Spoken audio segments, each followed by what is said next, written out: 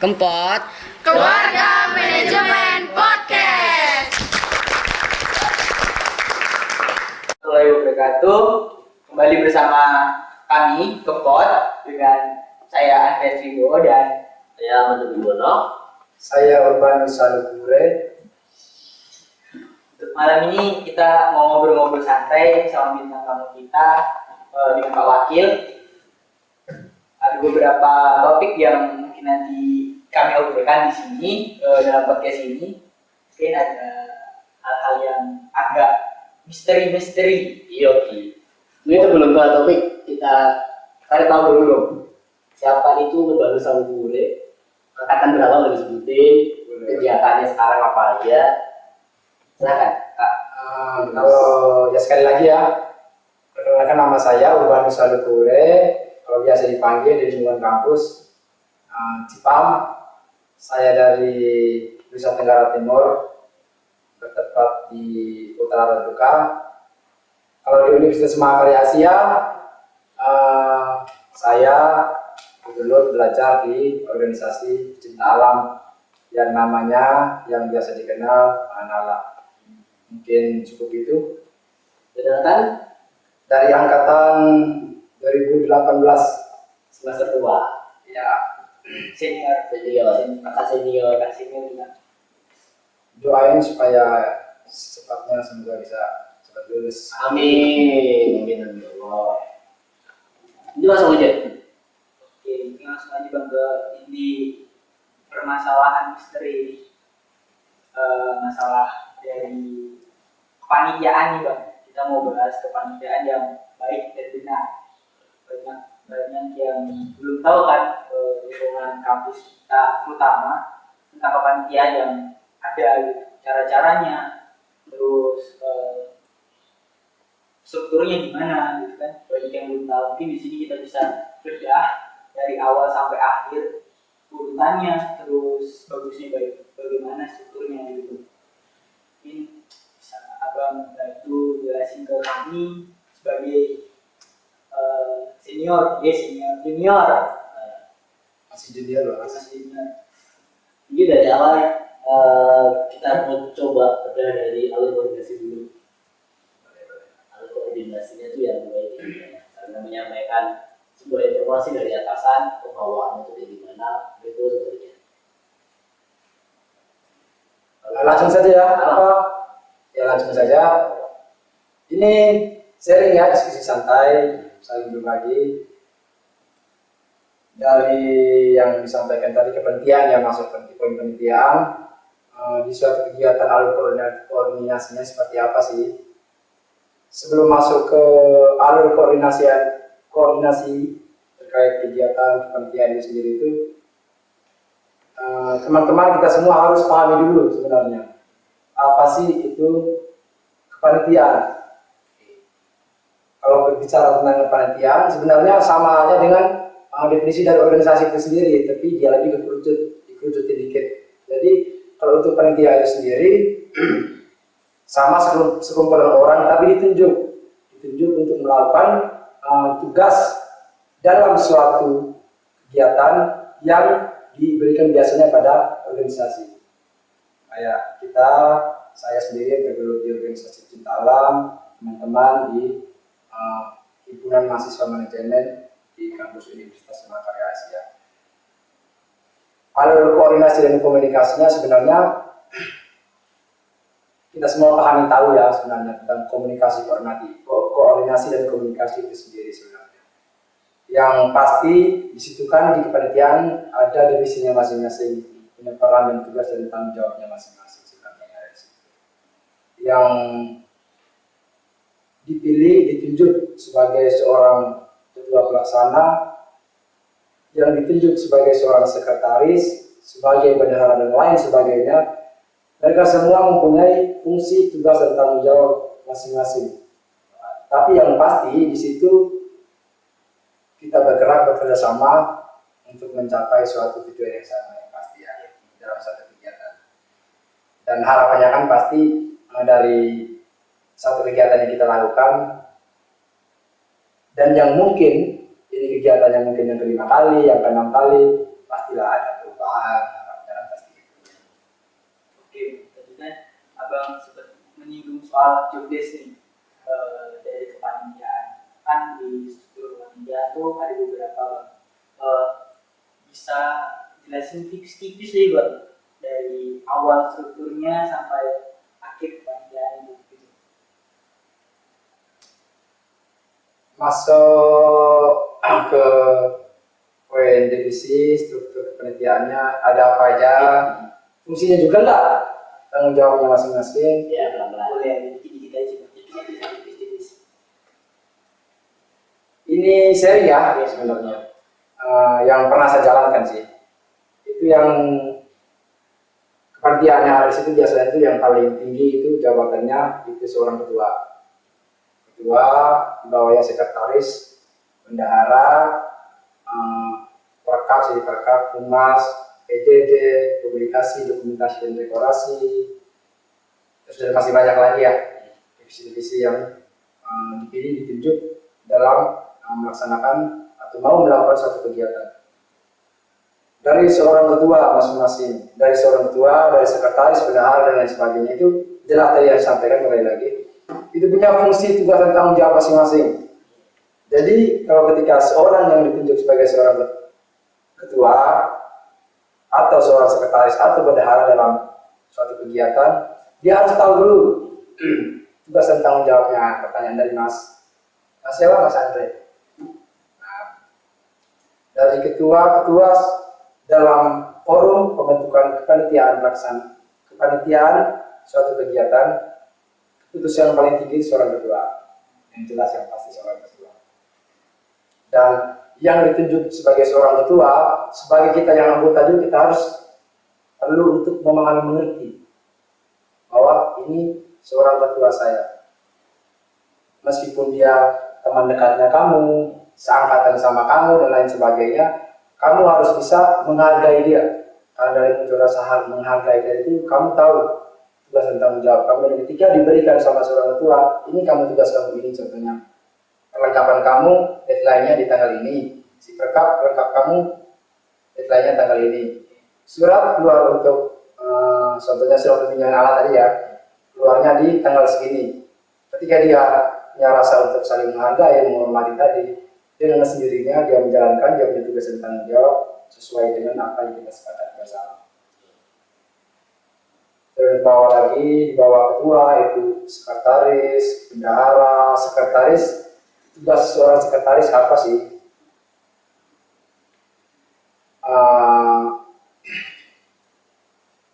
Berbicara tentang surat menyurat itu kan tugas seorang sekretaris. Terus si sekretaris kalau di kepanitiaan besar, suatu kegiatan besar, sekretaris itu ada penambahan materi. Biasanya mungkin pernah dengar ya, sekjen, sekretaris jenderal. Itu tangan kanannya seorang ketua. Ketika si sekretaris ini tidak aktif, itu bisa jadi kegiatannya, job desk kegiatannya molor. Karena semuanya berada di tangannya si sekretaris. Apapun itu berkas, file, rundown kegiatan, teknis pelaksanaan kegiatan, di berkas-berkasnya itu disimpan sama seorang sekretaris, itu kan di tangan sekretaris.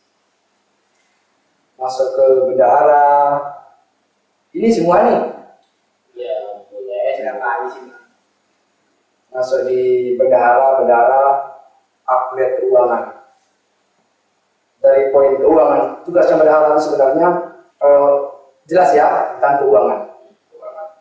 Keuangan itu unsur ada dua poin yang di situ, yang diambil di situ, yang harus dia tahu ada dua. Keuangan yang masuk, pemasukan sama pengeluaran. Pemasukan ini dari mana aja, supaya bisa mencukupi untuk kita melaksanakan kegiatan ini. Bisa kalau dari kita lingkup kegiatan kita di bawah naungan kampus, dari organisasi jelas ya.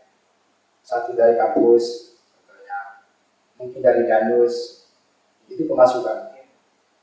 Terus pengeluaran masuknya di RAB, rencana anggaran belanja.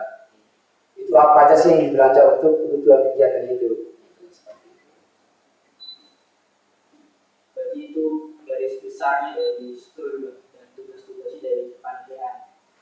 Oh, peranan pentingnya berarti itu berurutan. Maksudnya kalau salah satu pincang berarti kepanitiaan itu bisa gagal. Betul sekali. Kita sambil tanya lebih mengeksplor. Oke. Jadi kan kita mau ngobrol masalah profesionalitas, tentang rasa bertanggung jawab, tentang rasa menghormati. Betul sekali. Kalau tadi orang udah respect sama kita, udah menghormati sama kita, di Malaysia itu nggak ada satu angkatan kok, ini cuma Jepang kok, nggak ada jadi itu. Karena kita tahu profesionalisme. Permasalahan juga ya. Maksud permasalahan ini Iya, benar.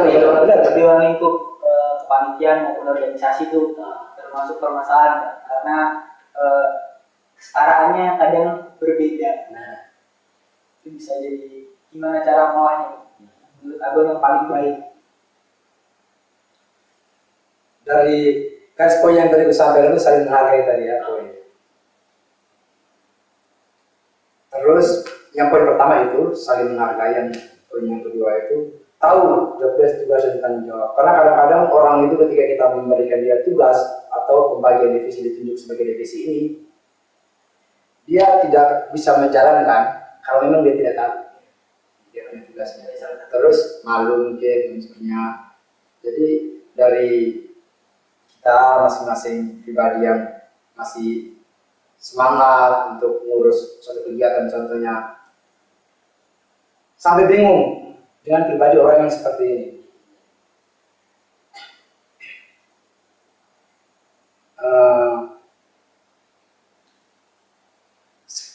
Pada umumnya anak-anak generasi sekarang tuh ini sosori tapi ya punya pribadi yang seperti itu ini sebenarnya. Kayak diajak ngobrol, diskusi. Sebenarnya solusinya kan diskusi santai, ngobrol santai, sharing. Itu jalan solusinya cuma satu itu sebenarnya. Tapi yang biasa ditanggapi ketika dia menjalankan, contoh nih, dia mau menjalankan suatu tugas dia, contohnya divisi perkap lah contohnya. Kamu punya tugas, udah selesai atau belum? Boleh nggak saya bantu? Itu responnya itu nggak apa-apa. Nggak apa-apa ini satu kata, tapi beribu luka. Kita tidak tahu nih. Asik. Kita tidak tahu nih apa yang dia rasakan, bisa dan tidaknya, tahu dan tidaknya dia menjalankan itu. iya. Kalau jawabnya nggak apa-apa sebenarnya kalau buat saya sangat sekali. Iya, oke. Ya. Tapi kan itu Bang, sekarang ini kita juga sulit untuk treatment teman-teman yang memang sifatnya seperti itu. Karena kita mau bentuk di sini, mau kasih bantu ilmu yang memang mereka belum dapatkan dari sekolah itu sebelumnya atau pendidikannya sebelumnya. Terus sekarang kita kebentur namanya online. Itu namanya online. Jadi struktur organisasi itu apa, kepanitiaan itu apa, kita treatment juga nggak bisa Bang. Betul sekali, betul sekali. Lalu itu gimana caranya kita bisa kasih sedikit pesan ke mereka agar dia kebuka pikirannya dan dia mau mengeksplor namanya mencari tahu namanya kepanitiaan, organisasi, walaupun mereka tidak ikut hadir di sini dalam organisasi ataupun kepanitiaan. Nah, gimana Bang ceritanya itu? Dari yang kalimat awal yang disampaikan tadi sebenarnya menarik. Dan poin intinya sebenarnya di situ. Yang disampaikan tadi kayak mungkin orang itu mungkin punya tidak suka berorganisasi mungkin, atau di SMP, SMA, sekarang kan kita mahasiswa ya. Mungkin di SMP, SMA mungkin tidak suka berorganisasi juga, nggak sempat juga beliau bergabung di organisasi apapun itu pada saat di SMA. Jadi memang dia tidak tahu sama sekali. Terus ketika yang muncul unsur yang seperti itu memang berat dan sulit. Karena itu masuknya udah kayak pribadinya, aku nih gini nih orangnya, tidak suka berorganisasi, malas berorganisasi. Kalau kayak gitu kan kita sebenarnya sulit. Dan solusi juga seperti apa buat saya pribadi juga sebenarnya saya bingung ketika ketemu orang yang seperti itu. Karena kalau bicara tentang konteks organisasi sama sih, sama kita kuliah di kampus, sama di organisasi sama belajar.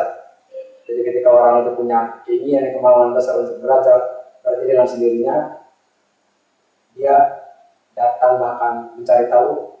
Ketika saya kuliah di Unmani, ini UKM-nya organisasinya ada apa aja sih? Nah, dari sendiri dia mencari tahu. Kalau yang dasar yang tadi yang pertama tadi saya sampaikan, kalau memang pribadi orang itu kalau memang tidak suka atau belum pernah bahkan ya masuk dalam satu organisasi itu memang sulit.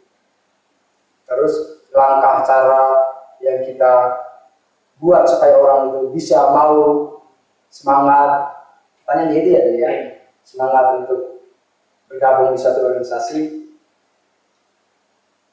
berat juga sebenarnya. Karena kita harus berbicara mungkin dari pengurusnya, contohnya dari pengurus harus ketemu langsung, ngobrolnya kau dan aku, saya dan dia. Karena kita harus, karena unsur itu yang pernah saya jalankan.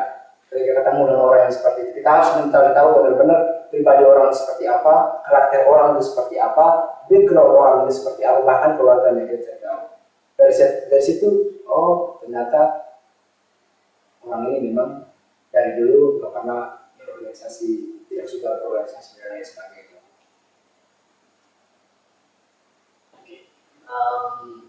Tadi masalah kita gimana sih ngasih motivasi ke mereka ya, karena dengan angkatan baru ini terutama memang makan online dan makanya nggak bisa tahu. Ini aku mau bantu dikit ya. Jadi di rumah angkatan 2018 ke atas itu masih bagian offline. Iya ya. Angkatan 19 itu cuma satu semester ya. Semester. Itu angkatan 20, 21 itu online. Sedangkan masa sekarang, periode sekarang itu sebenarnya masa angkatan 2019. Setelah ini 2020 itu 2021. Yang dimana angkatan 2020 2021 mereka online. Itu kendala banget buat kita organisasi, kepanitiaan juga. Kan kita jalan tentang aktif pembinaan anak. Mungkin salah satu caranya untuk memotivasi mereka, khususnya di awal. Jadi kita ngomong komunikasi, ngomong ngobrol face to face. Itu pertama.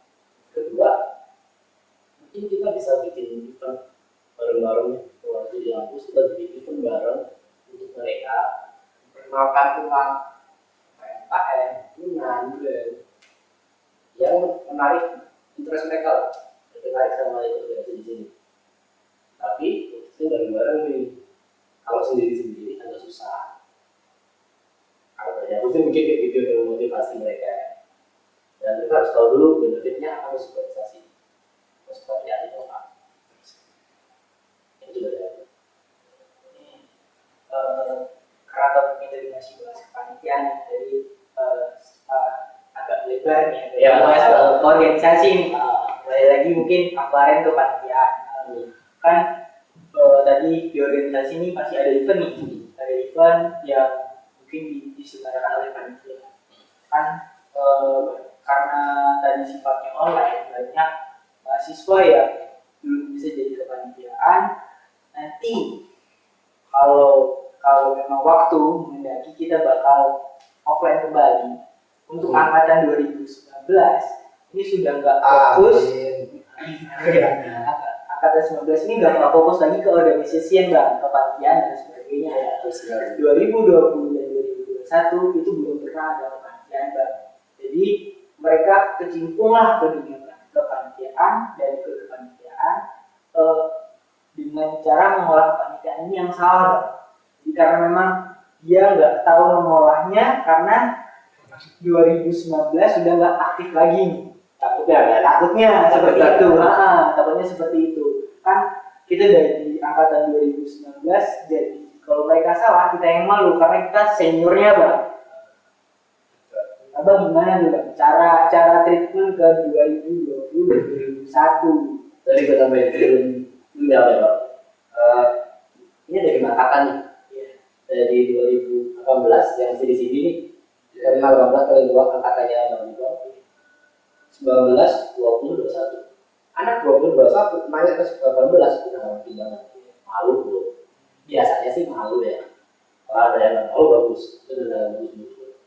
Cuman angkatan bawah tuh cenderung malu, cenderung mau bertanya, cenderung melakukan hal yang menurut dia benar, dan itu jatuhnya malah salah. Nah, dengan angkatan nih, menurutmu gimana solusinya biar kita bisa kasih info ke mereka, kasih materi ke mereka, cuman mereka mau menerima dengan baik juga. Gak ada nih kata-kata sok-sokan jadi sindir lah, asal sok-sokan sok tahu lah. Itu salah satu gejala Bang. Nah, Kita mau kasih tahu gak enakan, gak dikasih tahu itu salah gitu. Gimana itu? kalau dibilang senior terus itu udah capek-capek, enak banget tuh. Benar-benar. Dari yang pertanyaan tadi sebenarnya saya pernah mencoba untuk menjalani itu ya, dari pribadi orang yang mungkin tidak tahu atau suka hati dengan senang hati, oh ini udah benar nih, dan jalan itu tanpa komunikasi koordinasi sama yang atas dia ya, punya dia dari ya.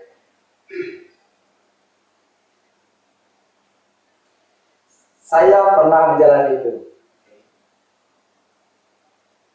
mencoba untuk memberikan pemahaman mungkin, pelajaran mungkin. Oh dek, ini yang pernah kakak mereka jalani seperti ini. Oh yang dulu yang saya lihat seperti ini. Cuman ketika kita memberikan suatu solusi, saran, pendapat dan lain sebagainya, tapi orangnya itu tetap seperti itu. Nah muncullah suatu kalimat yang di kening saya itu tertuliskan. Jadi saya lemparkan ketika ada kalimat-kalimat yang seperti ini ya. Cuma satu kalimat aja yang saya sampaikan ke orang yang ketika menyampaikan hal yang sama yang tadi disampaikan, biarkan mereka berkiprah dengan cara mereka sendiri. Tapi itu salah sebenarnya. Karena ketika kita mencoba untuk memberikan penjelasan, mencoba untuk menunjuk rendah dan lain sebagainya di mata mereka ya, tapi itu tidak masalah sebenarnya ya. Karena kita pengen adik saya ini sebenarnya seorang kakak, seorang senior tuh dia cuma pengen itu doang sebenarnya. Dia pengen adiknya dia ini harus lebih bisa daripada dia. Iya.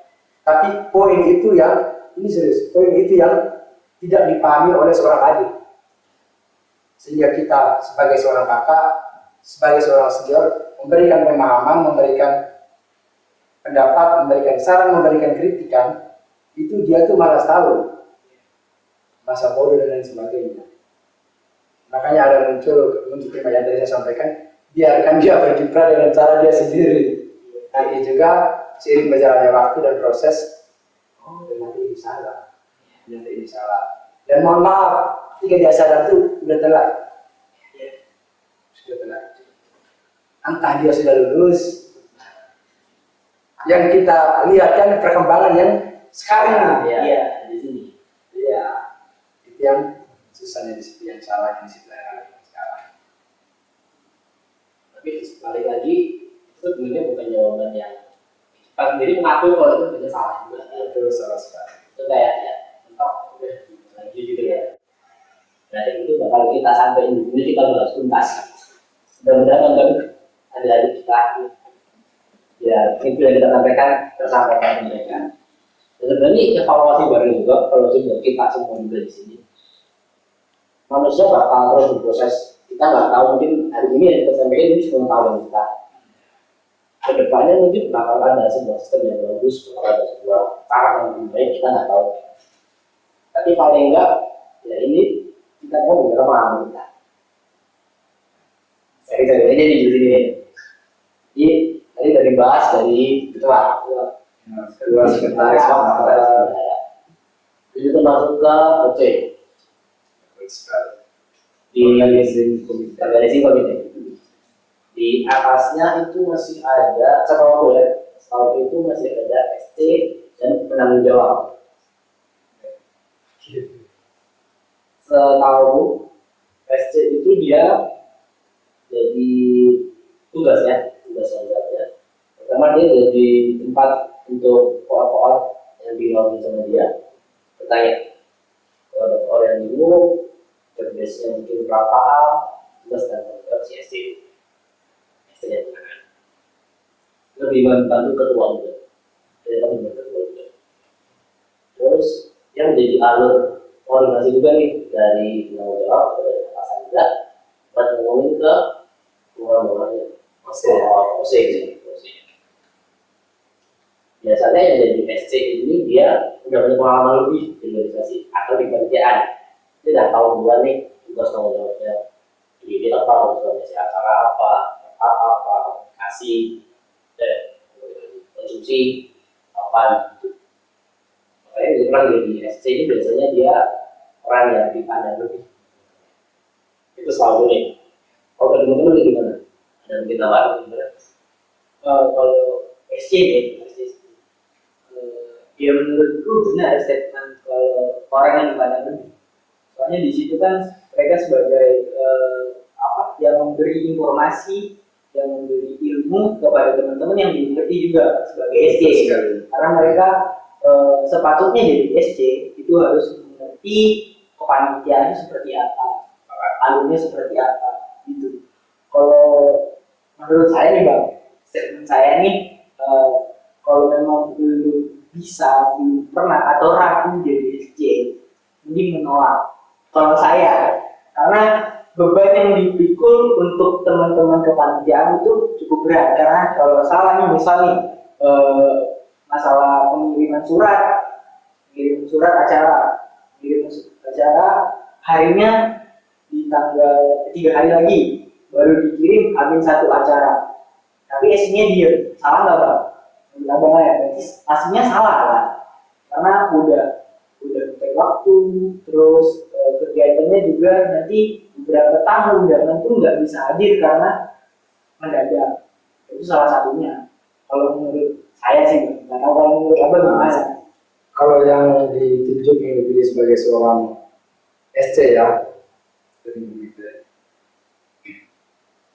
itu yang setahu saya itu yang benarnya orang-orang yang berhak sebagai seorang dari komite itu orang yang punya berpengalaman intinya. Iya. Kalau bahasanya saya sih jam terbang. Iya. Ya. Dan ketika menjalankan suatu kegiatan, entah apapun itu kegiatan, paling tidak dia sudah pernah melewati dan menjalankan.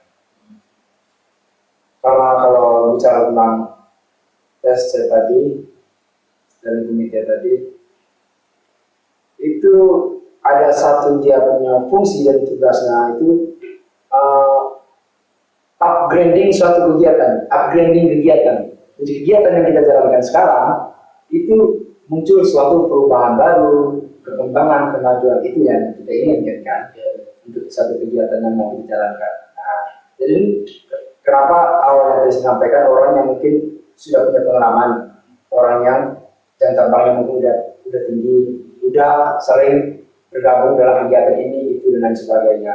Jadi ketika ditunjuk sebagai seorang SC, dari komite, itu dia paham, dia tahu, oh ini salah, ini benar, oh caranya seperti ini. Oh kemarin kita melaksanakan, kita contohnya tadi pengajuan suratnya kemarin kita ngantarnya Amin 10, tapi itu masih dipertanggungjawabkan, Iya. masih disalahkan, masih disindir. Oh kita ngantar lagi di Amin yang 10, Amin yang ke 20 gitu. Kurang lebih sebulan lah intinya. Ya, kayak gitu sebenarnya tugas seorang SC itu. Terus berbicara tentang membuat strategi teknis pelaksanaan kegiatan itu, gambaran umumnya, wawasan yang lebih besarnya itu dari seorang SC. Jadi dia yang ditunjuk sebagai seorang SC itu orang yang benar-benar tahu, orang yang benar-benar punya pengalaman, orang yang benar-benar lebih organisasi, hobi, suka berorganisasi dan lain sebagainya. Begitu dari saya. Jadi menurut saya SC ini langka kalau di era sekarang. Ya kan, banyak orang yang banyak kupu-kupu, lagi online, bukan kupu-kupu, kuliah tidur. Ya, ada juga nggak kuliah. Ya. Mudah-mudahan generasi ke depan timbul lah teman-teman yang mampu menjadi SC. Amin. Stuck di era kita ya. Tentunya nggak ada keberlangsungan hidup organisasi. Bagian pastinya. Tapi ngomong masalah organisasi dulu. Organisasi ini sedikit nih, nggak apa lah. Organisasi itu menurut aku penting nggak? Banyak orang yang masuk kan, nggak mau masuk organisasi.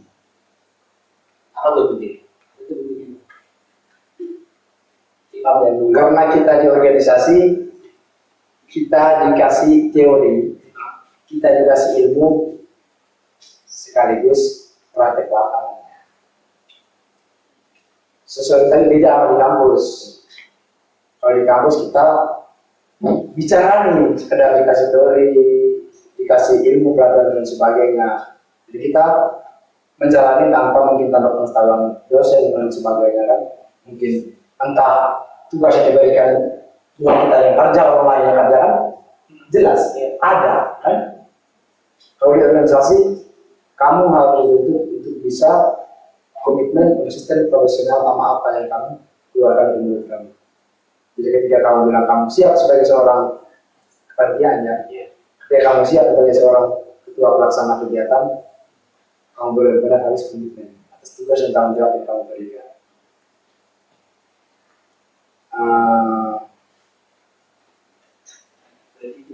Iya, poin pentingnya itu sebenarnya. Terus yang jelas di organisasi itu banyak sekali pelajaran, banyak sekali ilmu, banyak sekali teori yang kita dapatkan. Dan bukan cuma sekadar itu doang ya, sama pengaplikasiannya, praktek lapangannya. Itu yang membedakan kita kuliah tidur apa belajar mas? Kupu-kupu. Iya, benar. Dan yang kamu dapatkan di organisasi itu yang real di kenyataan, dalam arti ketika kamu terjun ke dunia nyata nanti atau di dunia kerja kamu kerja nanti, itu yang kamu terapkan. Jadi ketika kamu cuma sekadar kuliah pulang tidur, dia ketemu dengan orang yang baru atau masuk di dunia kerja, kamu sulit untuk beradaptasi. Iya. Kita ada simulasi langsung nih. Mas Andreas ini sempat kerja ya. Terus sempat ada statement juga dari Mas Andreas katanya kalau organisasi itu malu banget kok di kerja. Itu ada impactnya. Testimoni langsung deh, langsung ngomong dari gimana. Sebelumnya kan aku belum pernah ikut organisasi. Ya pernah ikut, cuma kan nggak terlalu terkecimpung, jadi nggak aktif ya. Untuk 1,5 tahun ini aku udah ikut di organisasi HMM, organisasi manajemen di Tunan.